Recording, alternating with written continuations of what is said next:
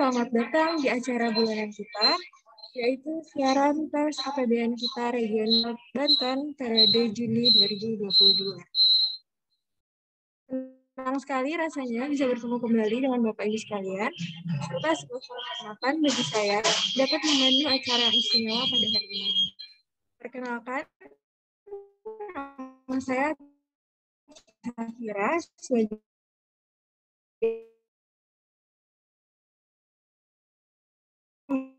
pada acara kita.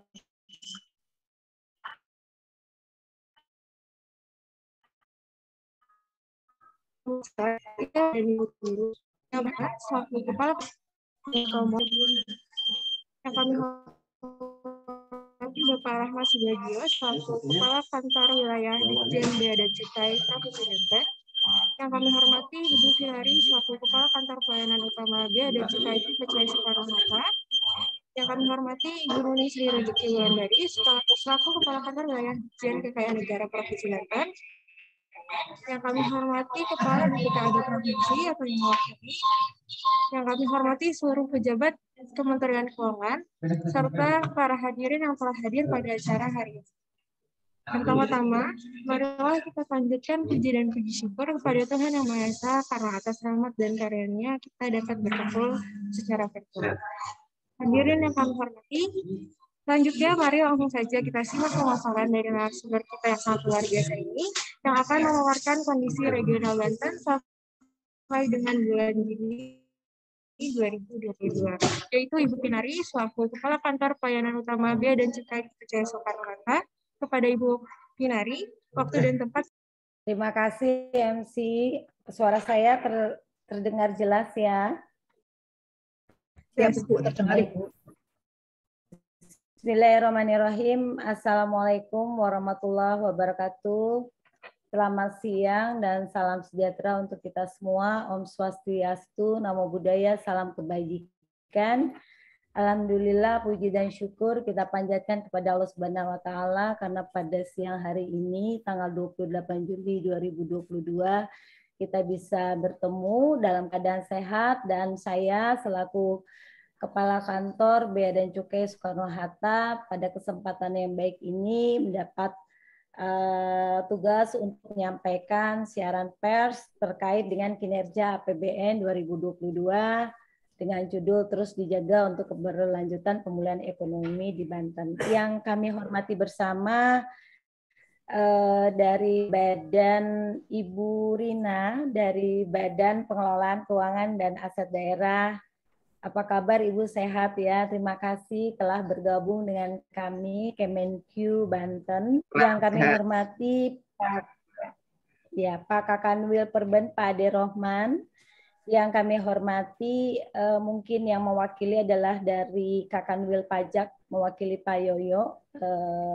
Kemudian yang kami hormati juga Kakanwil Bea Cukai Banten, Pak Rahmat, atau yang mewakili karena Pak Rahmat sedang menghadiri kegiatan di Serang. Dan juga yang kami hormati Kakanwil DJKN, Ibu Duni, atau yang mewakili karena Ibu Nuning sedang cuti kalau nggak salah, dan serta yang berbahagia dan juga kami hormati rekan-rekan media. Saya terlihat di sini ada Banten Info dan juga seluruh yang hadir pada meeting Zoom pada siang hari ini.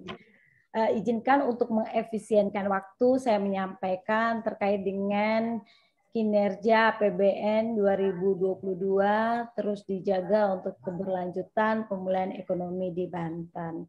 Mungkin ada slide yang bisa ditampilkan.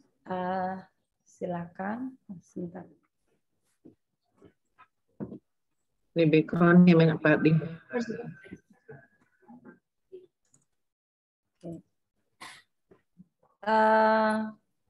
Baik, saya mulai. Pertumbuhan ekonomi di Banten menggambarkan adanya kelanjutan proses pemulihan ekonomi. Pada triwulan 1 tahun 2022 terlihat bahwa pertumbuhan ekonomi itu mencatat angka sebesar 4,97% year on year. Namun demikian, prospek ekonomi global menghadapi beberapa downside risk yang perlu diwaspadai, terutama yang bersumber dari konflik geopolitik Rusia-Ukraina yang masih berlangsung.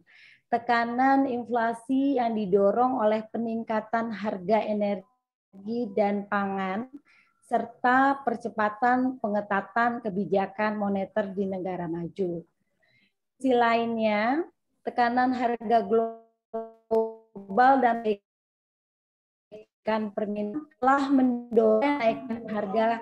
Ke depan, pemerintah terus akan tetap waspada dengan memperhitungkan juga perkembangan atas berbagai risiko, mengoptimalkan peran APBN untuk menjaga momentum pemulihan dan juga memperkuat koordinasi regional serta nasional. Selain itu, rata-rata kasus harian yang sempat naik namun relatif turun kembali, tingkat kesembuhan dan kematian akibat COVID-19 yang menunjukkan tren positif, serta peningkatan aktivitas masyarakat dan manufaktur dapat mendukung proses pemulihan ekonomi yang lebih lanjut. Namun tentunya kita semua tetap harus waspada karena COVID-19 ini terus belum pulih, namun masih muncul adanya varian-varian yang baru. Kemudian Ibu Bapak sekalian, realisasi pendapatan negara hingga akhir Juni 2022 tercatat mencapai angka 41,53 triliun atau sebesar 64,56% terhadap target pada APBN 2022.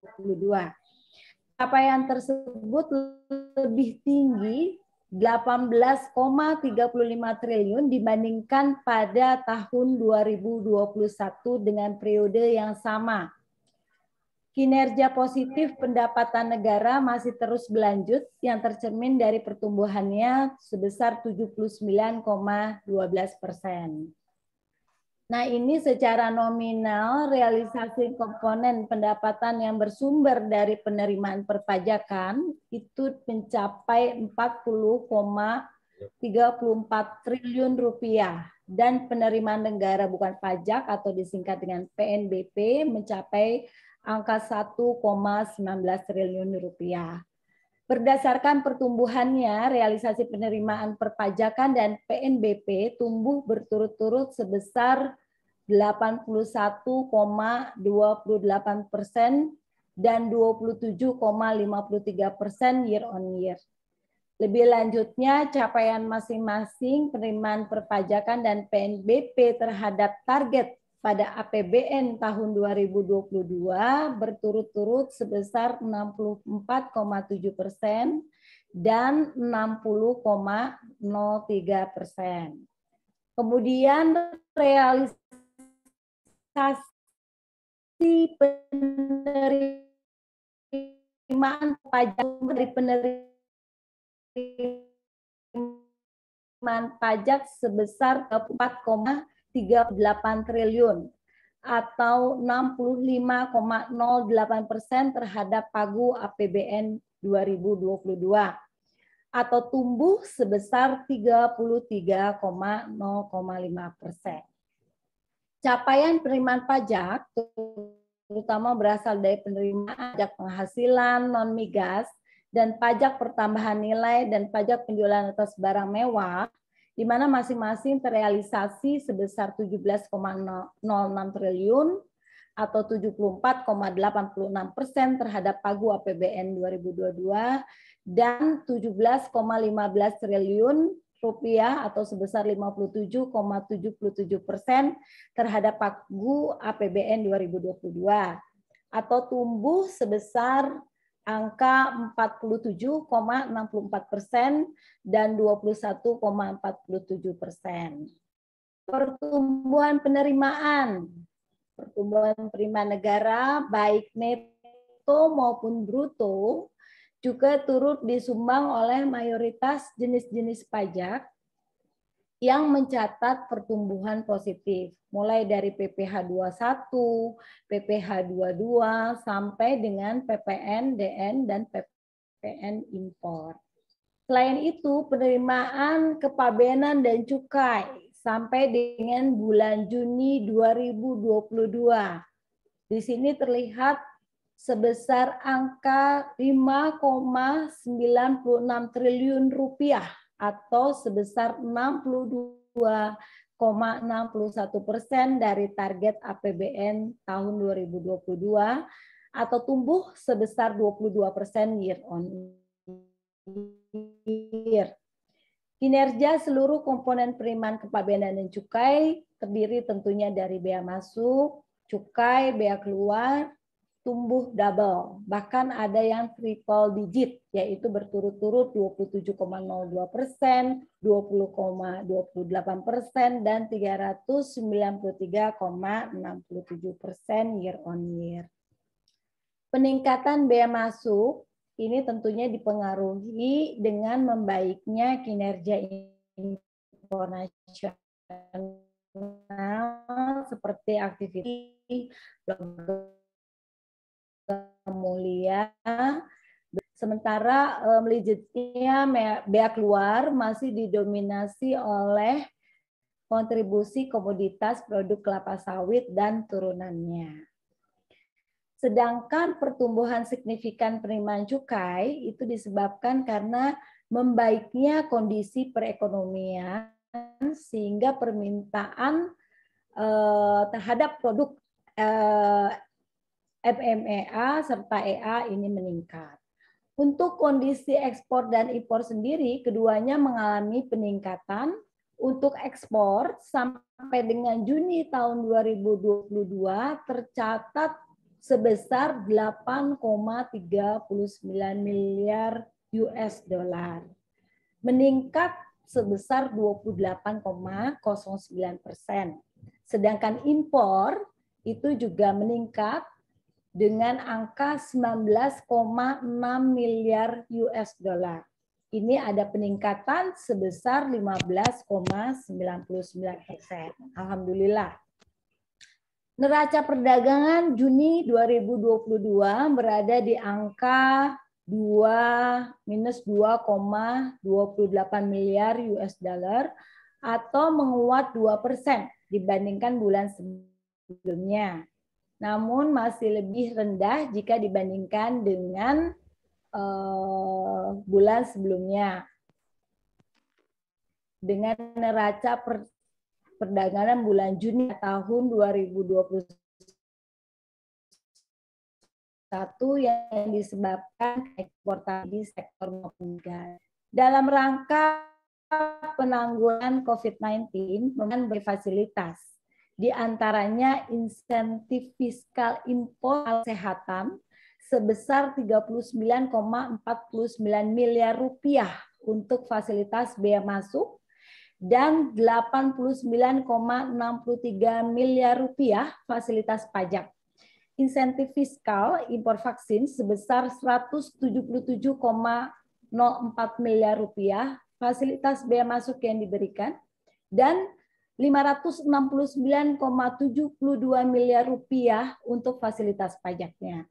Serta insentif fiskal dunia usaha dengan memberikan nilai pembebasan atau KIT, singkat KIT, kemudian impor tujuan ekspor sebesar 229,37 miliar rupiah dan nilai pengembalian KIT-nya sebesar 28,48 miliar rupiah.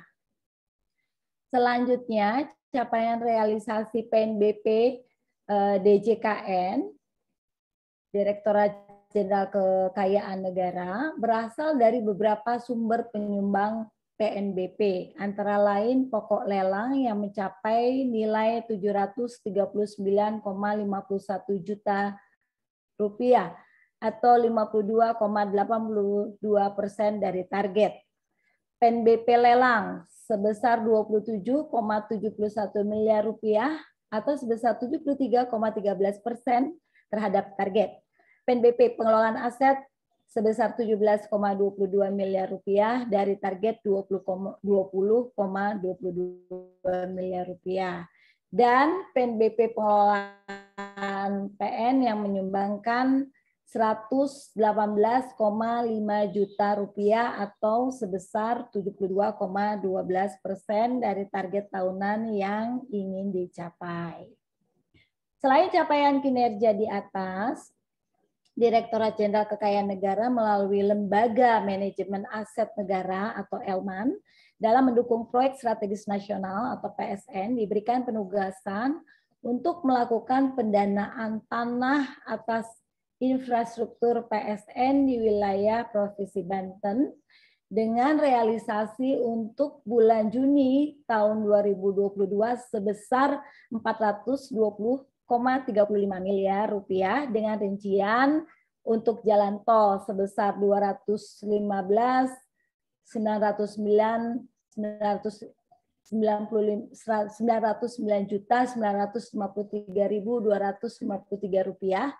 Kemudian untuk bendungan sebesar 183.992.147.832 rupiah dan penyediaan air baku sebesar 20.448.787.000 rupiah. DJKN juga membuat pojok SMV yang mana merupakan bentuk kolaborasi antara Special Mission Vehicle atau SMV Kementerian Keuangan khususnya BUMN yang berada di bawah pembinaan dan pengawasan DJKN serta DJKN untuk membentuk sebuah ruang komunikasi antara SMV dengan stakeholder di daerah melalui representasi kantor wilayah DJKN. Untuk wilayah Provinsi Banten, pihak yang bertanggung jawab adalah Kanwil DJKN Banten. Terdapat ada 5 Special Mission Vehicle yang termasuk ke dalamnya, yaitu ada PT Penjaminan Infrastruktur Indonesia, PT Sarana Multi Infrastruktur, PT Sarana Multi Gria Finansial, PT Geodipa Energi, dan LPEI, Lembaga Penjaminan Ekspor Indonesia. Salah satu rencana kerja pokok SMV ini adalah kita ketahui untuk menunjuk SMV icon yang berperan sebagai person atau agen SMV dan mengadaptasi program-program SMV tersebut kepada pemerintah daerah, perbankan, lembaga pembiayaan, serta masyarakat. Realisasi belanja APBN di Banten sampai dengan 30 Juni tahun 2022 ini telah mencapai angka 11,81 miliar rupiah atau sebesar 46,41% dari yang sudah dianggarkan, menurun sedikit sebesar 5,97% year on year. Penurunan realisasi belanja tersebut diantaranya karena adanya kontraksi belanja modal yang mencapai sebesar 263 miliar rupiah dan juga DAK fisik yang menurun signifikan sebesar 218 miliar rupiah. Sementara itu dana desa masih menunjukkan peningkatan sebesar 32,34%. Dan belanja negara terdiri dari belanja kementerian lembaga dan TKDD. Realisasi belanja KL sampai dengan bulan Juni tercatat sudah lebih dari 3,5 triliun rupiah atau sudah terserap sebesar 37,49%. Dari keempat komponen belanja KL, belanja pegawai, belanja barang, modal, dan bansos sampai dengan bulan Juni 2022. Belanja pegawai masih menjadi belanja terbanyak dengan nominal sebesar 1,7 triliun rupiah, disusul oleh belanja barang dengan nilai 1,44 triliun rupiah. Belanja modal sebesar 452 miliar rupiah dan belanja bansos dengan nilai 6,59 miliar rupiah. Kinerja penyerapan bulan-bulan berikutnya diharapkan semakin baik sejalan dengan akselerasi penyaluran bansos untuk penanganan ekstrim dan pelaksanaan berbagai program penanganan COVID-19 serta pemulihan ekonomi tentunya. Ibu Bapak sekalian, perlu kami sampaikan mengenai arahan Menteri Keuangan tentang 5 langkah strategis pelaksanaan anggaran tahun 2022 pada pimpinan kementerian lembaga, antara lain 1, yaitu perbaikan perencanaan. 2, percepatan pelaksanaan program atau kegiatan proyek. 3, arahannya adalah percepatan pengadaan barang dan jasa. Keempat, percepatan penyaluran dana bansos dan banper yang tepat sasaran. Dan arahan yang terakhir adalah peningkatan monitoring dan efektivitas belanja. Kinerja penyerapan bulan-bulan berikutnya diharapkan semakin baik seiring dengan akselerasi penyaluran bansos untuk penanganan kemiskinan ekstrim dan pelaksanaan berbagai program penanganan COVID-19 dan pemulihan ekonomi. Realisasi TKDD sampai dengan akhir Juni tahun 2022 ini mencapai sebesar 8,21 triliun rupiah atau sebesar 51,81% dari pagu APBN tahun 2022. Angka ini lebih rendah dari 314,42 miliar rupiah atau terkontraksi sebesar 3,69% dibandingkan realisasi tahun 2021. Realisasi TKDD meliputi transfer ke daerah sebesar 7,72 triliun atau 52,80% dari pagu APBN 2022 dan dana desa sebesar 490,68 miliar rupiah atau sebesar 40,01% dari pagu APBN 2022. Berdasarkan realisasi pendapatan 41,53 triliun rupiah dan realisasi belanja negara itu sebesar 11,81 triliun rupiah. Maka dapat terlihat bahwa sampai akhir Juni 2022 terdapat surplus anggaran sebesar 29,72 triliun rupiah. Realisasi pendapatan APBD konsolidasian 9 Pemda se-Banten sampai dengan 30 Juni 2022 ada 12,75 triliun rupiah. Disumbang oleh transfer ke daerah dan dana desa dengan proporsi 52,14%. Proporsi TKDD yang sebesar itu terhadap total realisasi pendapatan daerah menunjukkan bahwa Provinsi Banten sudah sedikit demi sedikit dapat mengurangi ketergantungannya di pusat karena pendapatan asli daerahnya sendiri sudah dapat menyumbangkan lebih dari angka 40%. Realisasi belanja APBD sampai dengan 30 Juni 2022 adalah sebesar 10,03 triliun rupiah, didominasi oleh komponen belanja operasi sebesar 9 triliun rupiah atau 89,68% dari total belanja. Serta sisanya berupa belanja modal sebesar 763,94 miliar rupiah. Belanja tak terduga sebesar 49,54 miliar rupiah dan belanja transfer sebesar 221,74 miliar rupiah. Kinerja APBD seluruh Pemda di Banten sampai dengan 30 Juni 2022 menghasilkan surplus anggaran sebesar 5,72 triliun rupiah Ya. Nah, seluruh Kemenkemen di Banten berkomitmen untuk memperkuat koordinasi dengan pemerintah daerah dalam meningkatkan kualitas belanja pemerintah dan memperkuat sinergi dengan Pemda tentunya untuk mempercepat akselerasi belanja dan pendapatan di daerah serta mendorong optimalisasi penggunaan Silpa APBD hingga Juni 2022 yang mencapai angka 6,58 triliun rupiah agar dapat segera dimanfaatkan bagi kesejahteraan masyarakat.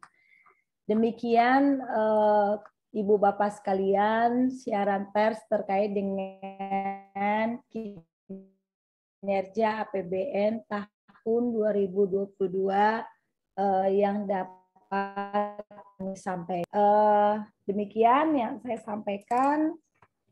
Saya kembalikan kepada MC, barangkali dari media atau dari nanti Pemda yang diwakili oleh BPKAD, Bu Rina.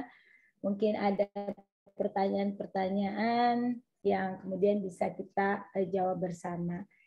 Saya kembalikan kepada MC. Terima kasih. Wassalamualaikum warahmatullahi wabarakatuh. Waalaikumsalam warahmatullahi wabarakatuh. Terima kasih Bu Finari atas pemaparannya yang sangat luar biasa. Selanjutnya mohon izin kepada Bapak Ibu hadirin. Apabila ada tanggapan, kami persilahkan. Izin menanggapi MC. Silahkan Ibu. Ya. Saya, Ibu MC. Ya, Bu Rina, silakan. Ya. Terima kasih. Assalamualaikum warahmatullahi wabarakatuh. Waalaikumsalam warahmatullahi wabarakatuh. Pak Ade Rahman, Pak Kanwil Banten. Ibu Finari, tambah cantik saja nih. Alhamdulillah, Ibu juga. Seluruh Kanwil di Itu ya. Kementerian Keuangan yang ada di Banten, insan pers yang saya hormati, dan seluruh BPKAD Provinsi Banten. Kalau tadi saya melihat paparan, mengamati langsung mendengar gitu kan Bu, tidak sempat mencatat dengan ini, agak optimis ya, dengar bahwa membaiknya kondisi perekonomian Indonesia secara menyeluruh akan berdampak juga terhadap perbaikan ekonomi di Provinsi Banten. Sepintas tadi saya juga ada tumbuh secara signifikan ya untuk penerimaan perpajakan jika dibandingkan dengan periode yang sama di tahun sebelumnya, yaitu posisi semester 1 di 2021 dan posisi di 2022. PPh Badan pun kalau saya lihat dari ini PPh Badan yang paling signifikan mengalami lonjakan karena mungkin ada perubahan dari 10% menjadi 11% per April kemarin, itu sangat signifikan. Mudah-mudahan kenaikan signifikan ini akan berdampak juga terhadap bagi hasil pajak untuk kabupaten kota atau di daerah. Nah, keren juga nih bea keluar tumbuh 393,67% year on year dari 2021 dan 2022. Tapi ada satu tadi ketika melihat di realisasi belanja transfer pemerintah pusat kepada daerah. Kondisi TKDD itu terkontraksi 3,69%. Jika dibandingkan ada TKDD dana desa juga ya, termasuk dana desa itu terkontraksi 3,69%. Ingin korelasinya hambatan apa sehingga terjadi proses.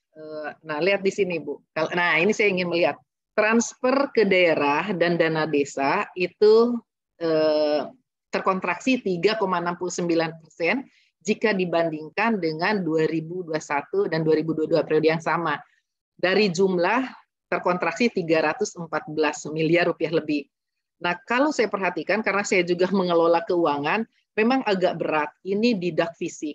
Dak fisik ini tahun lalu realisasi per semester pertama itu sudah 5,49%. Ini mungkin nanti catatan bersama ya, kita mengevaluasi. Nah, kemudian di tahun 2022 baru 2,70%. Artinya ada sesuatu hambatan di daerah ya, secara khususnya karena kami pun merasakan satu bahwa terlalu sulit bagi daerah untuk melakukan pemenuhan syarat-syarat salur untuk dak fisik.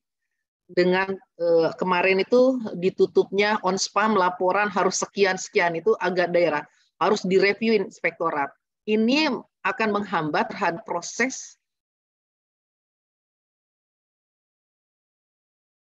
penyaluran dana-dana lebih bahwa mereka itu yang clear dari transparansi dan akuntabilitasnya, dan itu memerlukan waktu. Jadi banyak menurut saya juga memotret untuk kabupaten kota, banyak daerah yang merasa kesulitan untuk pemenuhan, dan ini bisa dibuktikan dengan menurunnya salur pusat untuk dakpisik ke kabupaten kota atau provinsi atau Pemda lainnya. Kemudian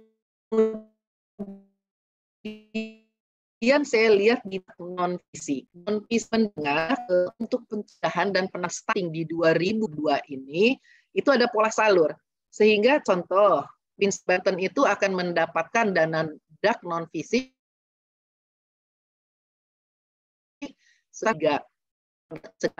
itu ternyata ada pola salur yang berbeda, dan itu tidak akan disalurkan ke kabupaten kota tetapi langsung disalurkan oleh Kemenkes kepada kabupaten kota. Itu mungkin beberapa hal saya sangat bergembira dan mengikuti. Memang saya sengaja untuk mengevaluasi secara keseluruhan, tapi optimisnya mudah-mudahan saya yakin akan ada regulasi tambahan dana bagi hasil dengan membaiknya tren signifikan untuk penerimaan pajak di pusat. Demikian Ibu Vinari dan Pak Rohman juga sekalian, mungkin hanya membidik sekilas layang pandang saja terkait dengan yang ada di Pemprov Banten. Mungkin itu Bu, nanti kita diskusi lebih lanjut. Baik, apabila ada kata-kata. Ibu, terima kasih banyak ini atas responnya Bu Rina yang juga makin cantik dan makin energik ini. Mungkin nanti Pak Rohman bisa, Pak Ade bisa menambahkan ini terkait dengan DAK fisik, DAK non fisik yang tadi dikomentari oleh Ibu Rina, bahwa semuanya sebenarnya sudah menunjukkan angka yang positif dan kenaikan apabila dibandingkan dengan semester 1 juga di tahun 2021. Tapi ada beberapa yang mungkin karena adanya perubahan pola salur begitu ya yang saya catat dari Ibu, sehingga ada sedikit atau hambatan sehingga sulit ketika menyalurkan dana tersebut kepada unit yang lebih kecil lagi secara cepat. Nah, mungkin itu kendalanya, nanti monggo Pak Ade mungkin bisa di komentar ditambahkan. Dan juga tadi ada salah satu juga yang dari non fisik ya Bu, yang terkait dengan salur, yaitu dari Kemenkes langsung ya ke daerah. Kita apa namanya juga sangat senang bahwa ketika semua angka ini menunjukkan yang positif dan kenaikan yang signifikan tadi, ini akan berakibat positif juga dan terhadap ekonomi di khususnya wilayah Banten, termasuk tadi untuk DBH ya Bu Rina ya, DBH-nya dana bagi hasil. Dan juga mungkin tadi terkait pendapatan asli daerah yang kita harapkan juga bisa terus tumbuh, sehingga kesejahteraan di daerah Banten dan di semua beberapa daerah di semua wilayah Banten bisa juga terus membaik. Begitu. Monggo Pak Ade silakan. Baik, Bu Vinari. Terima kasih Bu Rina. Ya, Bapak. Yang sama-sama cantik dengan Bu Vinari. Ya sangat menarik sekali ya pertanyaan dari Bu Rina itu. Memang ini termasuk juga permasalahan dari kami juga Bu, terkait dana DAK fisik yang masih rendah ya, di mana ini merupakan juga selain kinerja daripada pemerintah daerah, juga ini merupakan potret daripada Kanwil Ditjen Perdagangan Banten. Jadi kita tertinggal di dalam realisasi. Memang regulasi untuk dana DAK fisik itu selain yang juknisnya ya, juknisnya itu juga ada dari kementerian lembaga masing-masing sesuai dengan sektornya. Kemudian persyaratannya juga betul Bu, apa yang dipersyaratkan oleh untuk fisik ini saat ini. Dan dari kami adalah memberikan batas waktu untuk upload ataupun sistem. Nah, itu terkait dengan pengajuan dakwah itu sendiri. Nah ini mungkin nanti ada Bu Lia. Nanti Bu Lia bisa bantu ini yang langsung menangani dakwah fisik ini. Artinya sekarang ada perpanjangan waktu terkait dengan upload data. Tapi pada prinsipnya dakwah fisik itu dari tahun ke tahun ya selalu persyaratannya begitu. Nah, jadi ada dari Kementerian Lembaga juga.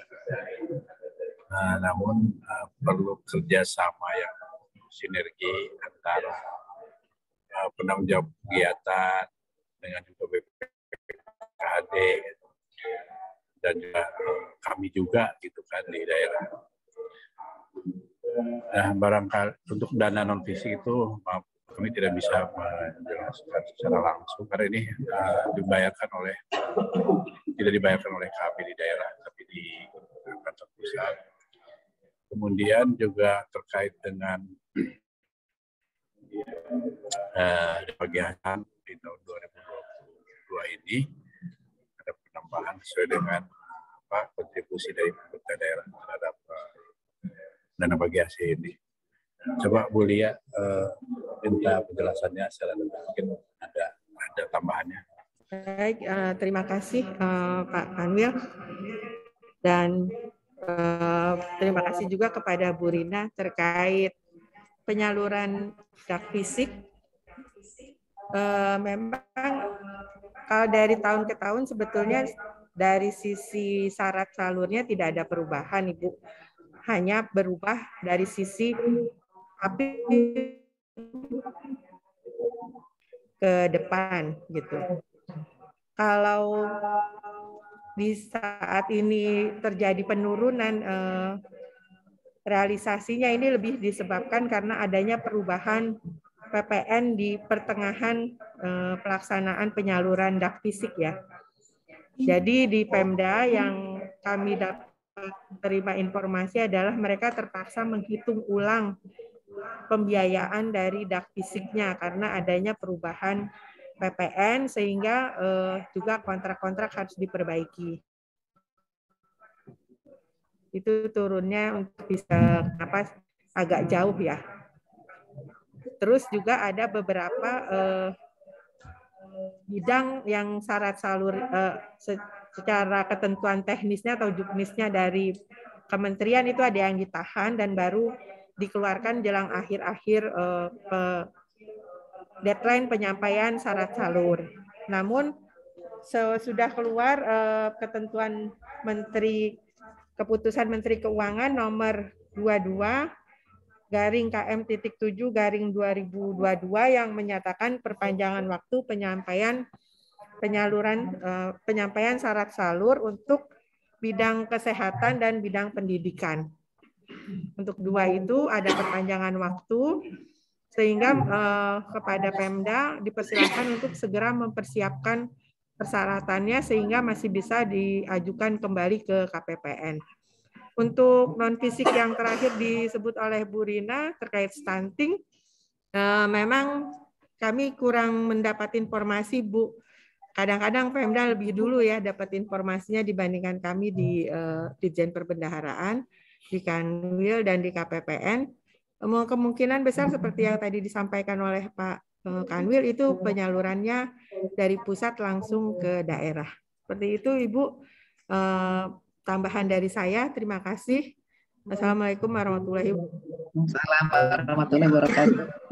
Ini ada yang menarik sekali nih, izin.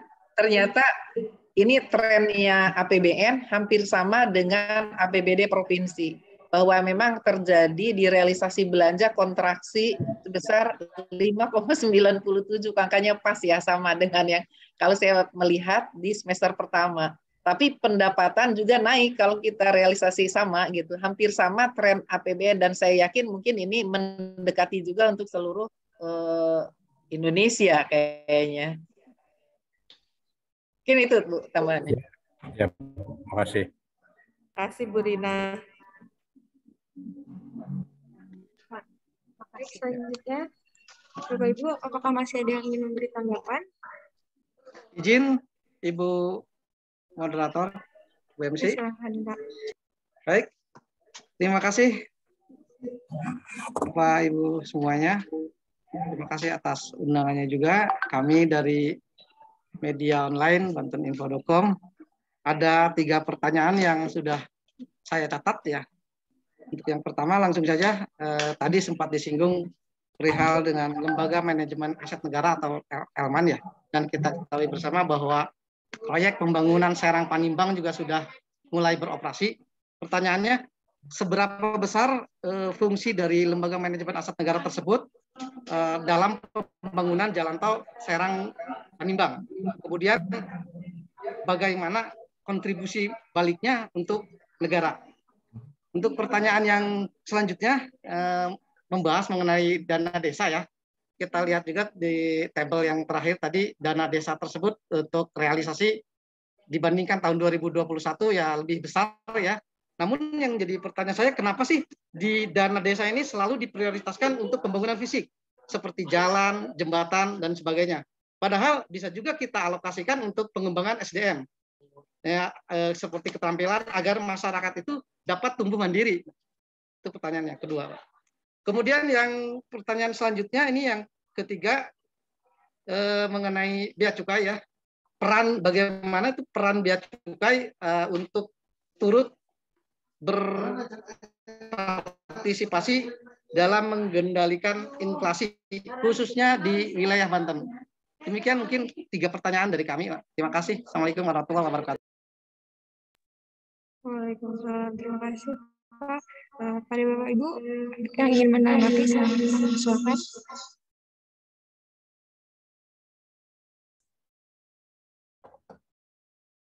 Mungkin pertanyaannya bisa dijawab sesuai dengan mungkin terkait dengan masing-masing ya. Kalau Elman mungkin dengan DJKN, kemudian dana desa oleh Pak Adik gitu ya. Terus nanti yang bea cukai saya coba untuk dijawab.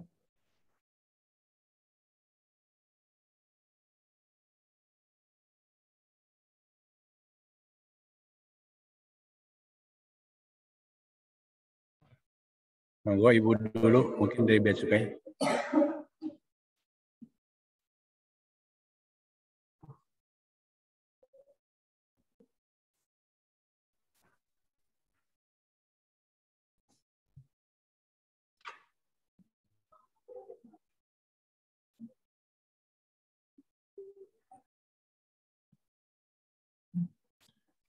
Masih mute, Bu?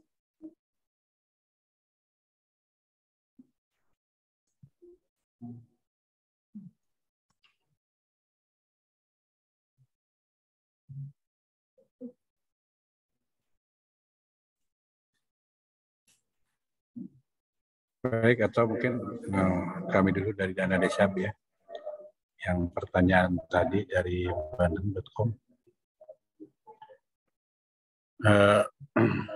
terkait penyaluran dana desa itu kan mengikuti prioritas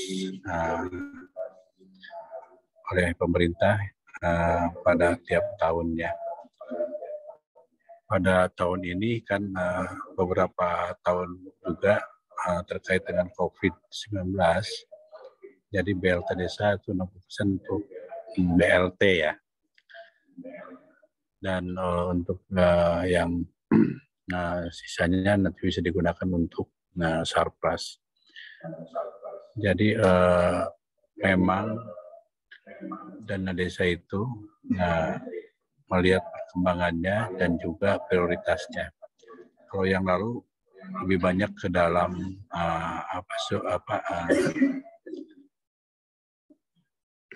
sumber daya manusia ataupun aktivitas daripada masyarakat. Bu Lia, barangkali ada tambahan dari desa. Baik, Pak Kanwil. Assalamualaikum warahmatullahi wabarakatuh. Jadi terkait kebijakan penyaluran atau penggunaan dana desa untuk tahun 2022, sebetulnya sudah tidak terlalu fokus kepada pembangunan fisik ya Pak. Siapa tadi dari Banten Info? Saya lupa nyatet namanya. Banten.com. Itu jadi untuk tahun 2020 sampai dengan 2022 itu 40% adalah digunakan untuk BLT desa terkait memberikan bantuan atau penguatan kepada masyarakat dalam menghadapi pandemi COVID-19. Itu jadi lebih 40% ke sana, Pak. Baru sisanya kita gunakan untuk fisik. Dan kenapa lebih diarahkan ke pembangunan fisik? Karena memang untuk pemerataan pembangunan wilayah desa, Pak. Karena kan banyak yang belum terjangkau terkait sarana dan prasarana sangat lemah. Itu makanya 60%-nya itu diutamakan untuk penggunaan fisik untuk supaya bisa digunakan kepada pembangunan sarana dan prasarana fisik sehingga untuk peningkatan perekonomian di desa. Jadi tapi juga tidak fisiknya itu bisa juga digunakan untuk sebagai modal penyerta BUMD, Pak, BUMDes ya. Jadi tidak juga 100% ke fisik yang berupa misalnya jalan, jembatan seperti itu, bisa juga dijadikan sebagai penyertaan dana pada BUMDes untuk pengembangan usaha desa yang sesuai dengan karakteristik desa masing-masing. Seperti itu, Pak. Tambahan dari saya. Assalamualaikum warahmatullahi wabarakatuh. Waalaikumsalam. Baik, terima kasih, Bu.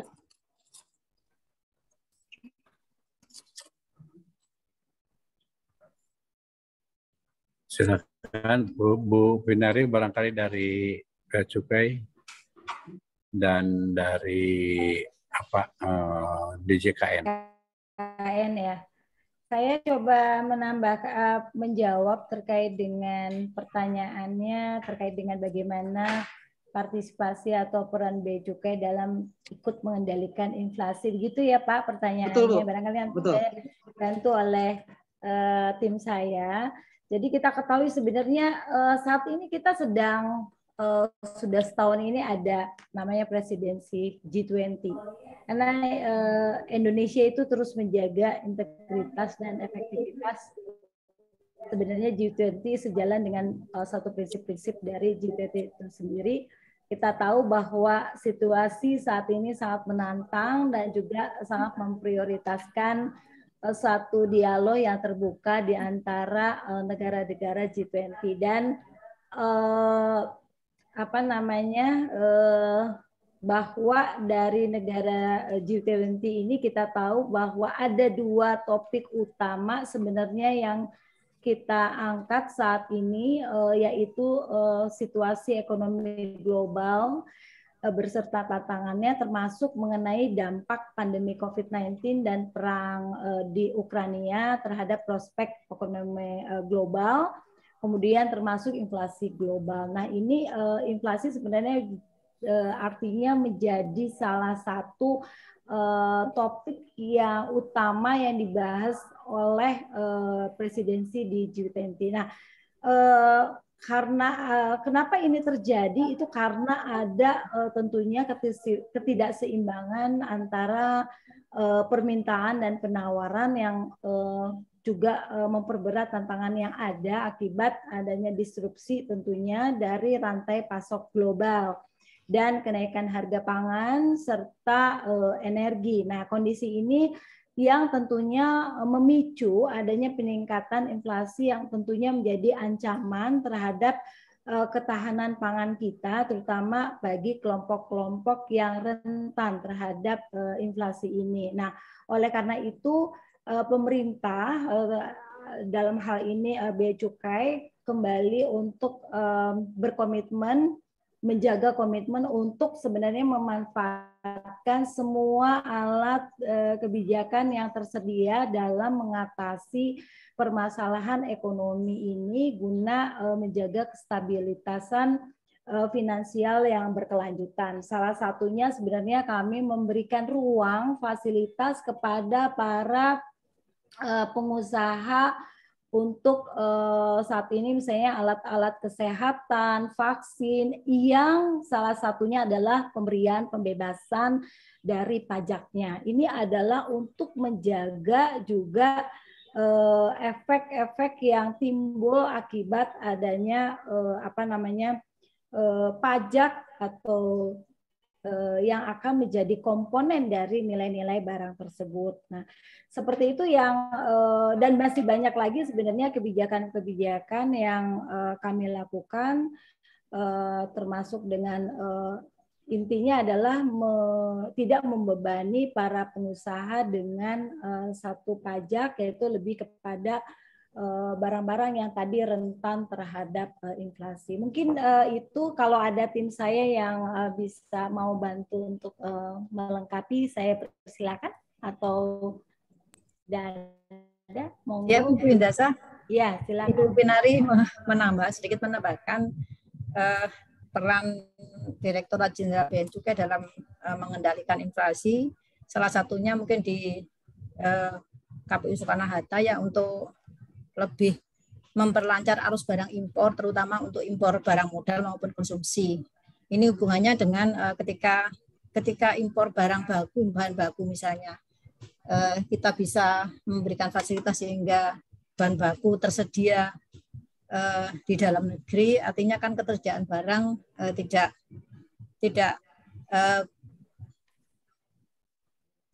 terganggu sehingga inflasi bisa terkendali. Jadi perannya untuk khususnya KPU Suta atau Bea Cukai pada khususnya adalah memperlancar arus barang, terutama untuk barang-barang impor, sehingga kita bisa juga ikut mengendalikan angka inflasi di Indonesia. Itu mungkin tambahan dari saya, Ibu. Iya. Jadi intinya kita membantu sebagai pemerintah, membantu dalam kelancaran pasokan barang-barang yang dibutuhkan, terutama mungkin barang modal, bahan baku begitu, dan juga kemudahan serta akhirnya menciptakan satu biaya yang dapat ditekan, seperti itu. Mungkin dari Elman tadi yang belum dijawab, teman-teman dari DJKN ada yang mewakili? Ya, Bu. Izin, Bu. Silakan. Monggo. Terima kasih Bu Pinari dan Pak Ade. Saya mewakili dari Kanwil DJKN Banten terkait dengan pertanyaan mengenai peran Elman untuk pengadaan tanah jalan tol Serpong Panimbangan. Perlu kami sampaikan bahwa Elman adalah singkatan dari Lembaga Manajemen Aset Negara. Jadi Badan Layanan Umum yang ada di DJKN, yang salah satu fungsinya adalah menyiapkan pendanaan untuk pengadaan lahan untuk kepentingan umum dalam rangka proyek strategis nasional. Jadi ketika ada lahan yang akan terkena jalan tol, maka dilakukan kegiatan pengadaan ya badan tanah melalui kegiatan pembebasan lahan. Jadi lahan yang akan terkena jalan tol dimaksud kita bebaskan. Ya. Apakah itu nanti milik pihak ketiga, ataukah itu milik pemerintah dan sebagainya, kita lakukan kegiatan mekanisme pengadaan. Nah, untuk pihak ketiga kita berikan ganti rugi, Pak. Bapak Ibu tadi pertanyaan dari Banten ya. Banten ketika kita lakukan pengadaan, kita berikan ganti rugi oleh panitia pengadaan tanah sebagaimana ketentuan pengadaan tanah, maka panitia melakukan verifikasi dan sebagainya. Setelah diganti rugi, kita menyiapkan pendanaannya untuk pengadaan lahan dimaksud. Disitulah peran Elman. Itu penyiapan pengadaan tanah, pendanaan pengadaan tanah, tentunya kerjasama dengan Kementerian PUPR dan juga panitia pembebasan tanah. Kemudian untuk pertanyaan kedua mengenai bagaimana mekanisme pengembalian dananya. Tadi kan pemerintah sudah mengeluarkan dana untuk pengadaan tanahnya. Nah, untuk kegiatan pembangunannya jalan tol dimaksud, karena itu sudah menjadi milik negara, setelah kita bayar kan menjadi milik negara. Maka kerjasama pembangunan jalan tolnya itu melalui kerjasama pemanfaatan berupa yang kerjasama pemanfaatan dengan badan usaha.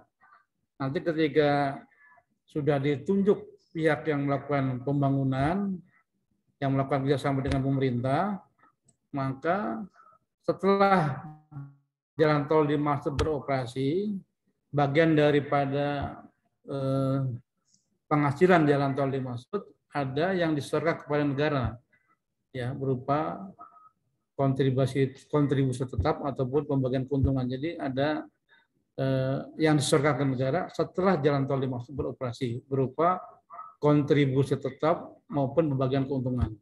Tadi, nah nilainya itu ada hitung-hitungan oleh tim penilai. Saya kira demikian jawaban dari kami, Kanwil Jakekan Banten. Terima kasih Bu Finari dan Pak Ade. Assalamualaikum warahmatullahi wabarakatuh. Waalaikumsalam warahmatullahi wabarakatuh. Ya, terima kasih Pak atas penjelasannya. Baik. Silahkan.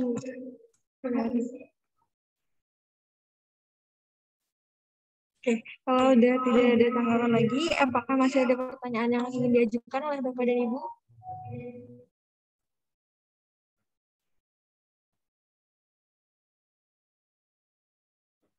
Cukup kali udah. Baik. Saya kira cukup. Nanti kalau ada pertanyaan yang lebih detail, Bapak Ibu sekalian bisa menghubungi baik Kanwil Perbendaharaan, Kanwil Pajak,